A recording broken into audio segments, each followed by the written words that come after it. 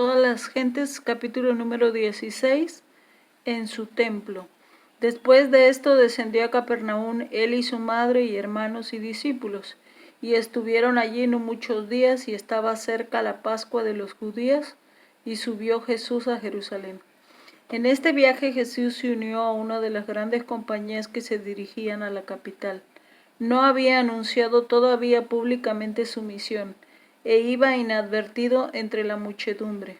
En tales ocasiones, el advenimiento del Mesías, que había adquirido tanta preeminencia debido al ministerio de Juan, era a menudo el tema de conversación. La esperanza de grandeza nacional se mencionaba con fogoso entusiasmo.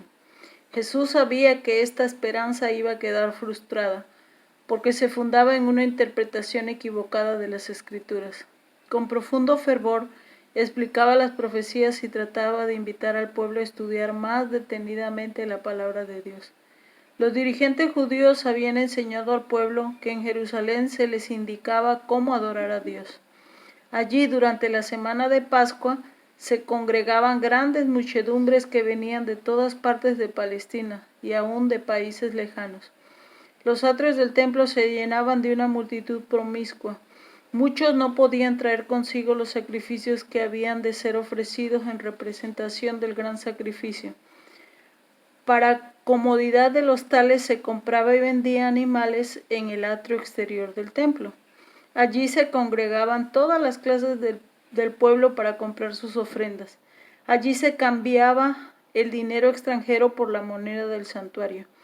Se requería que cada judío pagase anualmente medio siglo como el rescate de su persona, y el dinero así recolectado se usaba para el sostén del templo. Además de eso, se traían grandes sumas como ofrendas voluntarias que eran depositadas en el tesoro del templo, y era necesario que toda moneda extranjera fuese cambiada por otra que se llamaba el siglo del templo, que era aceptado para el servicio del santuario. El cambio de dinero daba oportunidad al fraude y la extorsión, y se había transformado en un vergonzoso tráfico que era fuente de renta para los sacerdotes. Los negociantes pedían precios exorbitantes por los animales que vendían y compartían sus ganancias con los sacerdotes y gobernantes, quienes se enriquecían así a expensas del pueblo.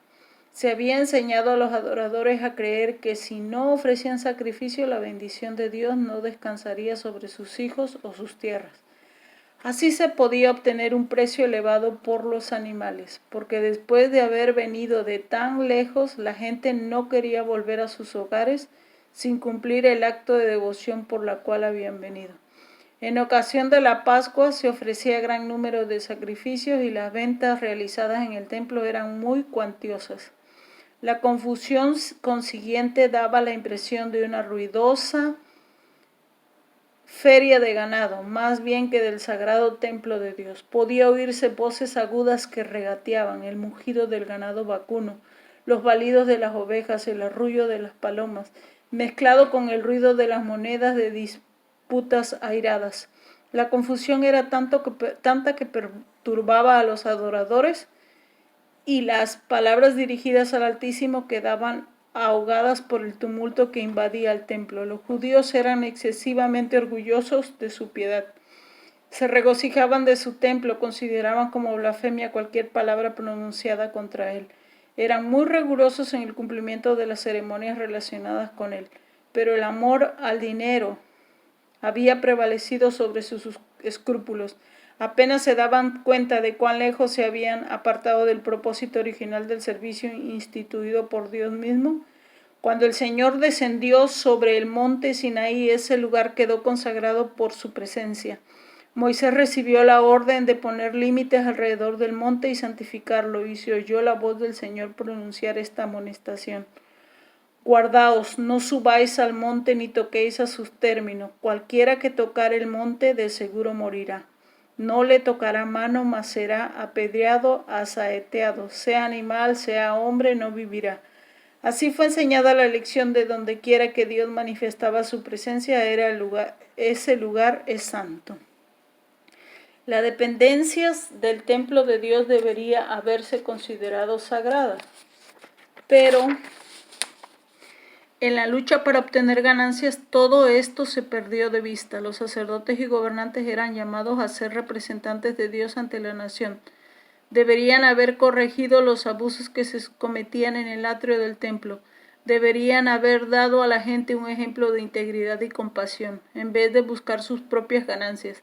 Deberían haber considerado la situación y las necesidades de los adoradores y deberían haber estado dispuestos a ayudar a aquellos que no podían comprar los sacrificios requeridos, pero no obraban así. La avaricia había endurecido sus corazones.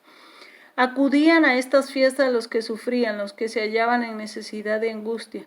Estaban allí los ciegos, los cojos, los sordos, algunos eran traídos sobre camillas, muchos de los que venían eran demasiado pobres para comprarse la más humilde ofrenda para Jehová, o aún para comprarse alimentos con que satisfacer el hambre. A todos ellos le causaba gran angustia las declaraciones de los sacerdotes.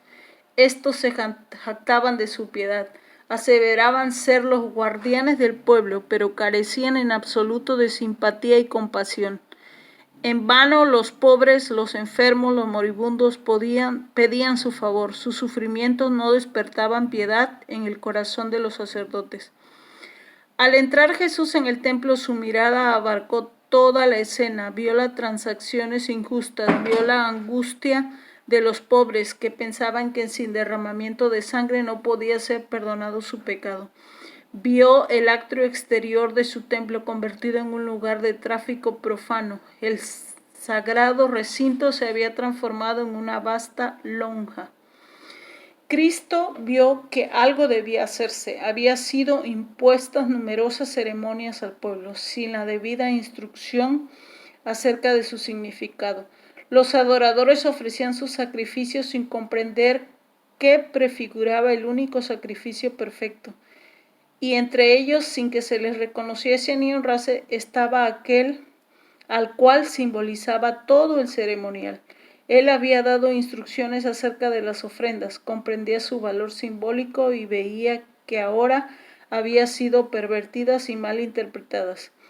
El culto espiritual estaba desapareciendo rápidamente. Ningún vínculo unía a los sacerdotes y gobernantes con su Dios. La obra de Cristo consistía en establecer un culto completamente diferente.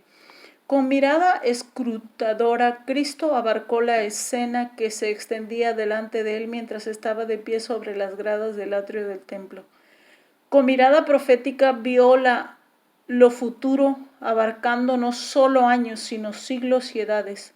Vio cómo los sacerdotes y gobernantes privarían a los menesterosos de su derecho y prohibirían que el evangelio se predicase a los pobres.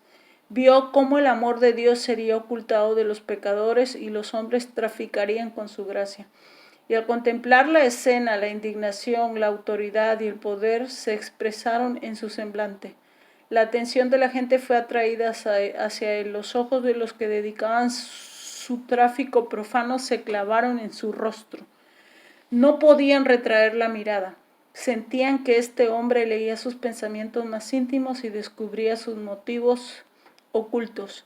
Algunos intentaron esconder la cara como si en ella estuviesen escritas sus malas acciones para ser leídas por aquellos ojos escrutadores. La confusión se acalló, cesó el ruido del tráfico y de los negocios. El silencio se hizo penoso, un sentimiento de pavor dominó a la asamblea. Fue como si hubiesen comparecido ante el tribunal de Dios para responder de sus hechos. Mirando a Cristo, todos vieron la divinidad que fulguraba a través del manto de la humanidad. La majestad del cielo estaba allí como el juez que se presentará en el día final. Y aunque no la rodeaba esa gloria que la acompañará, entonces tenía el mismo poder de leer el alma. Sus ojos recorrían toda la multitud, posándose en cada uno de los presentes. Su persona parecía elevarse sobre todo con imponente dignidad, y una luz divina iluminaba su rostro. Habló y su voz clara y penetrante, la misma que sobre el monte Sinaí habría proclamado la ley que los sacerdotes y príncipes estaban transgrediendo. se oyó repercutir por las bóvedas del templo: quitad de aquí esto y no hagáis la casa de mi padre casa de mercado. Descendiendo lentamente de las gradas y alzando el látigo de cuerdas que había recogido al entrar en el recinto, ordenó a las huestes de traficantes que se apartasen de las dependencias del templo. Con un celo y una severidad que nunca manifestó antes, derribó las mesas de los cambiadores, las monedas cayeron y dejaron oír su sonido metálico en el pavimento de mármol. Nadie pretendió poner en duda su autoridad. Nadie se atrevió a detenerse para recoger las ganancias ilícitas. Jesús no los hirió con el látigo de cuerdas, pero en su mano el sencillo látigo parecía ser una flamígera espada. Los oficiales del templo, los sacerdotes especuladores, los cambiadores y los negociantes en ganado huyeron del lugar con sus ovejas bueyes, dominados por un solo pensamiento: el de escapar a la condenación de su presencia. El pánico se apoderó de la multitud, que sentía el predominio de su divinidad. Gritos de terror escaparon de centenares de labios pálidos. Aún los discípulos temblaron. Les causaron pavor las palabras y los modales de Jesús, tan diferentes de su conducta común. Recordaron que se había escrito acerca de él: me consumió el celo de tu casa. Pronto la tumultuosa muchedumbre fue alejada del templo del Señor con toda su mercadería. Los atrios quedaron libres de todo tráfico profano, y sobre la escena de confusión descendió un profundo y solemne silencio. La presencia del Señor, que antiguamente santificara el monte, había hecho sagrado el templo levantado en su honor. En la purificación del templo, Jesús anunció su misión como Mesías y comenzó su obra. Aquel templo había sido hecho para morada de la presencia divina. Estaba destinado a ser una lección objetiva para Israel y para el mundo. Desde las edades eternas había sido el propósito de Dios que todo ser creado, desde el resplandeciente y santo serafín hasta el hombre, fuese un templo para que en él habitase el Creador. A causa del pecado, la humanidad había dejado de ser templo de Dios. Ensombrecido y contaminado por el pecado, el corazón del hombre no revelaba la gloria del Señor divino. Pero por la encarnación del Hijo de Dios se cumple el propósito del cielo. Dios mora en la humanidad y mediante la gracia salvadora el corazón del hombre vuelve a ser su templo. Dios quería que el templo del hombre vuelva a ser su templo. Dios quería que el templo de Jerusalén fuese un testimonio continuo del alto destino ofrecido a cada alma. Pero los judíos no habían comprendido el significado del edificio que consideraban con tanto orgullo. No se entregaban a sí mismos como santuarios del Espíritu Divino. Los atrios del templo de Jerusalén, llenos de tumulto de un tráfico profano, representaban con demasiada exactitud el templo del corazón, contaminado por la presencia de las pasiones sensuales y de los pensamientos profanos. Al limpiar el templo de los compradores y vendedores mundanales, Jesús anunció su misión de limpiar el corazón de la contaminación del pecado, de los deseos terrenales, de la concupiscencia egoísta, de los malos hábitos que corrompen el alma. Vendrá a su templo el Señor a quien vosotros buscáis, y el ángel del pacto a quien deseáis vosotros. He aquí viene, ha dicho Jehová de los ejércitos. ¿Y quién podrá sufrir el tiempo de su venida? ¿Quién podrá estar cuando Él se mostrara? Porque Él es como fuego purificador y como jabón de lavadores, y sentarse ha para afinar y limpiar la plata, porque limpiará a los hijos de Leví, los afinará como a oro, como a plata. ¿No sabéis que sois templo de Dios y que el Espíritu de Dios mora en vosotros? Si alguno violare el templo de Dios, Dios destruirá al tal, porque el templo de Dios, el cual sois vosotros, santo es. Ningún hombre puede de por sí echar las malas huestes que se han posesionado del corazón. Solo Cristo puede purificar el templo del alma, pero no forzará la entrada. No viene a los corazones como antaño a su templo, sino que dice: He aquí yo estoy a la puerta y llamo. Si alguno oyere mi voz y abriere la puerta, entraré a él. Él vendrá solamente por un día, porque dice: habitaré y andaré en ellos, y ellos serán mi pueblo. Él sujetará nuestras iniquidades y echará en el profundo de la mar todos nuestros pecados. Su presencia limpiará y santificará el alma de manera que pueda ser un templo santo para el Señor y una morada de Dios en virtud del Espíritu. Dominados por el terror, los sacerdotes y príncipes habían huido del atrio del templo y de la mirada escultora que leía sus corazones.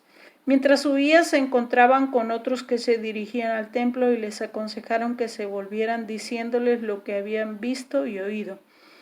Cristo miró anheladamente a los hombres que huían, compadeciéndose de su temor y de su ignorancia de lo que constituía el verdadero culto.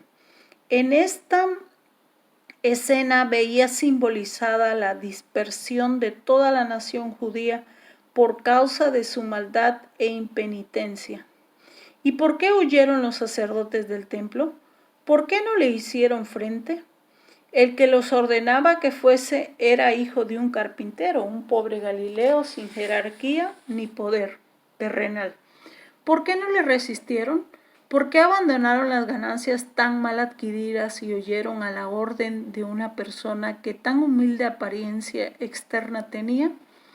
Cristo hablaba con la autoridad de un rey, y en su aspecto y en el tono de su voz había algo a la cual no podían resistir. Al oír la orden se dieron cuenta como nunca antes de su verdadera situación de hipócritas y ladrones. Cuando la divinidad fulguró a través de la humanidad, no solo vieron indignación en el semblante de Cristo, se dieron cuenta del significado de sus palabras, se sintieron como delante del trono del juez eterno, como oyendo su sentencia para este tiempo y la eternidad. Por el momento quedaron convencidos de que Cristo era profeta, y muchos creyeron que era el Mesías. El Espíritu Santo les recordó vívidamente las declaraciones de los profetas acerca de Cristo. ¿Cederían a esta convicción? No quisieron arrepentirse. Sabían que se habían despertado la simpatía de Cristo hacia los pobres. Sabían que ellos habían sido culpables de extorsión en su trato con la gente. Por cuanto Cristo discernía sus pensamientos, le odiaban. Su reprensión en público humillaba su orgullo y sentían celos de su creciente influencia con la gente. Resolvieron desafiarle acerca del poder por el cual les había echado y acerca de quién le había dado esta autoridad. Pensativos, pero con odio en el corazón, volvieron lentamente al templo. Pero qué cambio se había verificado durante su ausencia. Cuando ellos huyeron, los pobres quedaron atrás y estos estaban ahora mirando a Jesús, cuyo rostro expresaba su amor y simpatía. Con lágrimas en los ojos decían a los temblorosos que le rodeaban: no temáis, yo os libraré y vosotros me glorificaréis, por esta causa he venido al mundo. La gente se agolpaba en la presencia de Cristo con súplicas urgentes y lastimeras, diciendo: Maestro, bendíceme. Su oído atendía cada clamor con una compasión que superaba la de una madre. Se inclinaba sobre los pequeñuelos que sufrían. Todos recibían atención. Cada uno quedaba sano de cualquier enfermedad que tuviera. Los mudos abrían sus labios en alabanza, los ciegos contemplaban el rostro de su Salvador. El corazón de los dolientes era alegrado. Mientras los sacerdotes y oficiales del templo presenciaban esta obra, qué revelación fueron para ellos los sonidos que llegaron a sus oídos. Los concurrentes relataban las historias del dolor que habían sufrido, de sus esperanzas frustradas, de los días penosos y de las noches de insomnio, y de cómo, cuando parecía haberse apagado la última chispa de esperanza, Cristo los había sanado. La carga era muy pesada, decía uno, pero he encontrado un ayudador. es el Cristo de Dios y dedicaré mi vida a su servicio. Había padres que decían a sus hijos: Él salvó vuestra vida, alzad vuestras voces y alabadle. Las voces de niños y jóvenes, de padres y madres, de amigos y espectadores se unían en agradecimiento y alabanza. La esperanza y la alegría llenaban los corazones, la paz embargaba los ánimos. Estaban sanos del alma, cuerpo y volvieron a sus casas proclamando por doquier el amor sin par de Jesús. En ocasión de la crucifixión de Cristo, los que habían sido sanados no se unieron con la turba para clamar: crucifícale, crucifícale. Sus simpatías acompañaban a Jesús porque habían sentido su gran simpatía y su poder admirable. Le conocían como su Salvador porque Él les había dado salud del cuerpo y del alma. Escucharon la predicación de los apóstoles y la entrada de la palabra de Dios en sus corazones les dio entendimiento. Llegaron a ser agentes de la misericordia de Dios e instrumentos de su salvación. Los que habían huido del atrio del templo volvieron poco a poco después de un tiempo. Habían dominado parcialmente el pánico que se había apoderado de ellos, pero sus rostros expresaban irresolución y timidez.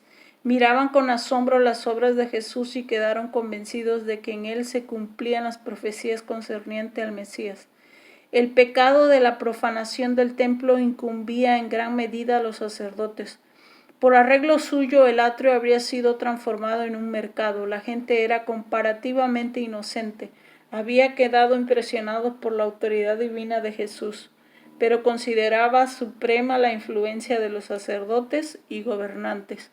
Estos miraban la misión de Cristo como una innovación y ponían en duda su derecho a intervenir en lo que había sido permitido por las autoridades del templo.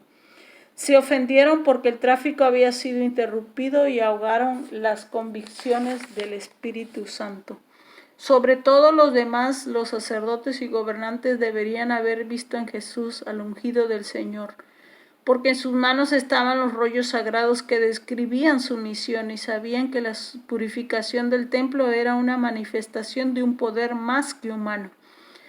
Por mucho que odiasen a Jesús, no lograban librarse del pensamiento de que podía ser un profeta enviado por Dios para restaurar la santidad del templo.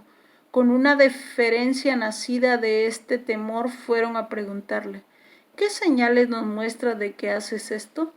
Jesús le había mostrado una señal al hacer penetrar la luz en su corazón y al ejecutar delante de ellos las obras que el Mesías debía efectuar. Les había dado evidencia convincente de su carácter. Cuando le pidieron una señal, les contestó con una parábola y demostró así que discernía su malicia y veía hasta dónde los conduciría. Destruid este templo, dijo, y en 3 días lo levantaré. El sentido de estas palabras era doble. Jesús aludía no solo a la destrucción del templo y del culto judaico, sino a su propia muerte, la destrucción del templo de su cuerpo. Los judíos ya estaban maquinando esto cuando los sacerdotes y gobernantes volvieron al templo. Se proponían matar a Jesús y librarse del perturbador. Sin embargo, cuando desenmascaró ese designio suyo, no le comprendieron. Al interpretar sus palabras, las aplicaron solamente al templo de Jerusalén y con indignación exclamaron: en 46 años fue este templo edificado, ¿y tú en 3 días la levantarás? Les parecía que Jesús había justificado su incredulidad y se confirmaron en su decisión de rechazarle. Cristo no quería que sus palabras fuesen entendidas por los judíos incrédulos, ni siquiera por sus discípulos en ese entonces. Sabía que serían torcidas por sus enemigos y que las volverían contra él. En ocasión de su juicio iban a ser presentadas como acusación. En el Calvario les serían recordadas con escarnio, pero el explicarlas ahora habrían dado a sus discípulos un conocimiento de sus sufrimientos y les habría impuesto un pesar que no estaban capacitados para soportar. Una explicación habría revelado prematuramente a los judíos el resultado de su prejuicio e incredulidad. Ya habían entrado en una senda que iban a seguir constantemente hasta que le llevaran como un cordero al matadero. Estas palabras de Cristo fueron pronunciadas por causa de aquellos que iban a creer en él. Sabía que serían repetidas siendo pronunciadas en ocasión de la Pascua. Llegarían a los oídos de millares de personas y serían llevadas a todas partes del mundo. Después que hubiese resucitado de los muertos, su significado quedaría aclarado. Para muchos sería evidencia concluyente de su divinidad. A causa de sus tinieblas espirituales, aún los discípulos de Jesús dejaron con frecuencia de comprender sus lecciones. Pero muchas de estas lecciones le fueron aclaradas por los sucesos subsiguientes. Cuando ya no andaba con ellos, sus palabras sostenían sus corazones. Con referencia al templo de Jerusalén, la palabra del Salvador, destruid este templo y en 3 días lo levantaré, tenía un significado más profundo que el que percibieron los oyentes. Cristo era el fundamento y la vida del templo. Sus servicios eran típicos del sacrificio del Hijo de Dios. El sacerdocio había sido establecido para representar el carácter y la obra mediadora de Cristo. Todo el plan del culto de los sacrificios era una predicación de la muerte del Salvador para redimir al mundo. No habría eficacia en estas ofrendas cuando el gran suceso al cual señalara durante siglos fuese consumado. Puesto que toda la economía ritual simbolizaba a Cristo, no tenía valor sin él. Cuando los judíos sellaron su decisión de rechazar a Cristo entregándole a la muerte, rechazaron lo que había significado el templo y sus ceremonias. Su carácter sagrado desapareció, quedó condenado a la destrucción. Desde ese día los sacrificios rituales y las ceremonias relacionadas con ellos dejaron de tener significado. Como la ofrenda de Caín no expresaba fe en el Salvador. Al dar muerte a Cristo, los judíos destruyeron virtualmente su templo. Cuando Cristo fue crucificado, el velo interior del templo se rasgó en 2 del alto abajo, indicando que el gran sacrificio final había sido hecho y que el sistema de los sacrificios rituales había terminado para siempre. En 3 días lo levantaré. A la muerte del Salvador, las potencias de las tinieblas parecían prevalecer y se regocijaron de su victoria.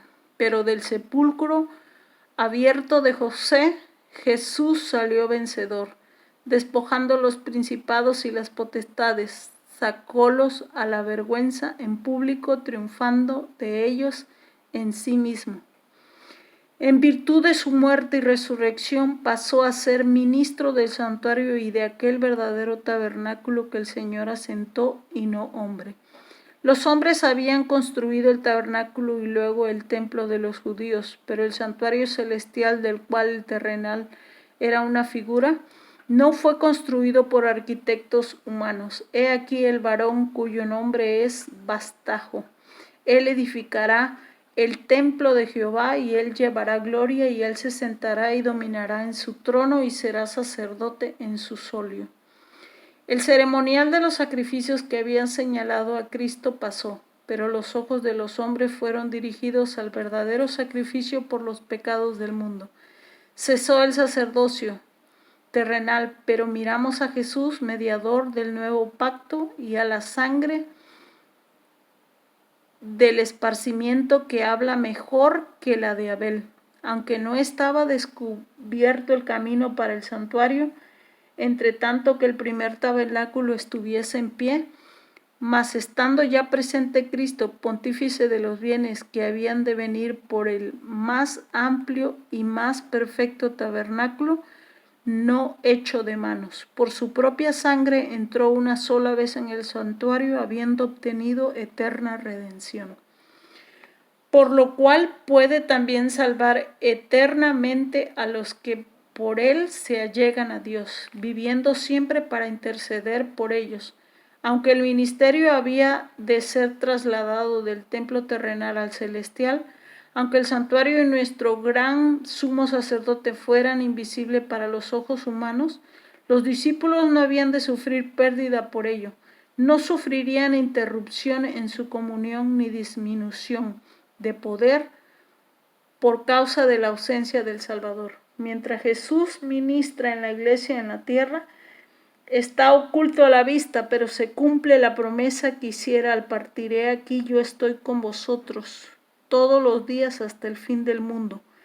Aunque delega su poder a ministros inferiores, su presencia vivificadora está todavía con su iglesia.